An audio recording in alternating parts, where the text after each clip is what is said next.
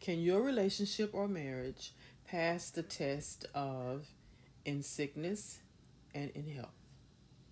My Perspective by Sammy Kay. Written September 21st, 2012. Recorded August 31st, 2022. When a couple takes traditional wedding vows, there's probably more thought given to the for richer or poorer phrase than in sickness and in health. Personal vows often omit any words that are not positive and romantic.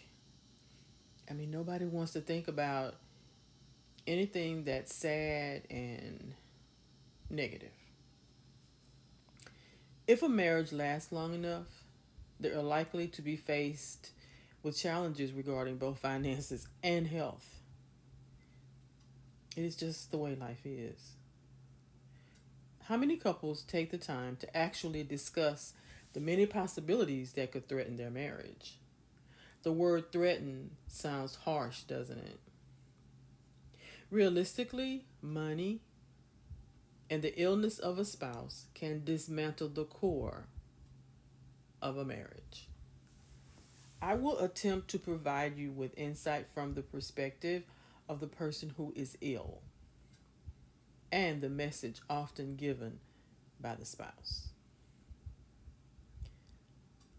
First, living with a chronic illness. The word chronic simply means that your condition is now part of your life. This fact alone is something that will take time to accept. You will never know what look crossed your face when the doctor said the word positive, but you will never forget the feeling that almost takes your breath away. 15 years ago, I was diagnosed with systemic. I've said that enough for it to roll off my tongue, but sometimes it gets stuck. Systemic lupus. I had a working knowledge about the condition, and I was not exactly crushed by the news. So much drama was going on in my life. My illness had to take a number. What I did not immediately realize is that the ongoing drama would worsen my condition. After speaking with many women over the years, I have found that the emotional stages I went through were normal, no matter what the name of your condition happens to be. I chose to accept my lupus as just that, my lupus. My body, in an attempt to help me, was causing me extreme fatigue and joint pain. I also fully understood how much worse my life could be. Therefore, I never forget to thank God for my health as it is. Sounds strange, doesn't it? But not to me. Anytime you lose something of value, there is a period of grief. Yes, I grieved for the health that I thought I had. Except for asthma as a child and the resulting allergies as an adult, I'd always been very healthy. While attempting to find the correct diagnosis for my lupus, I also had my gallbladder removed. Yeah, my body was going through a storm of stress. There's also a period of strong guilt. I chastised myself for not eating healthier or perhaps exercising more. I was married to someone who seriously believed that if a person would only run 5 miles a day, they would be a healthy person. Yes, I briefly asked myself if maybe I should have listened. Briefly, until I came to my senses. When you have a condition that is not the norm and is not always visible, there will always be people who will doubt whether you are actually ill. Having to explain over and over to incompetent HR staff, insensitive coworkers, and ignorant family and friends can be extremely frustrating. Over the years, I've come to understand that a little more.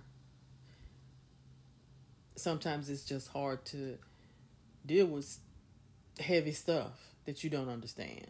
And sometimes it may come across as being insensitive when it's actually perhaps their fear.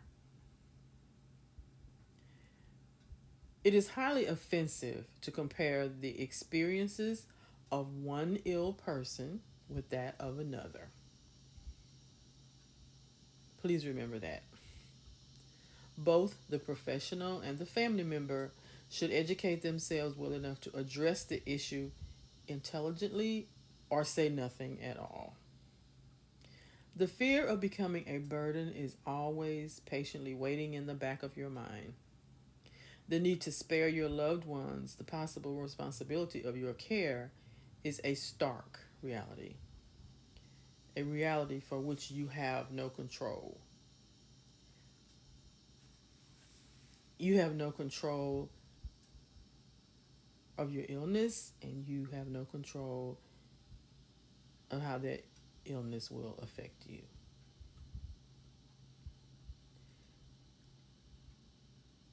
Although, thankfully, not my experience, some people will become bitter and angry as a result of their illness.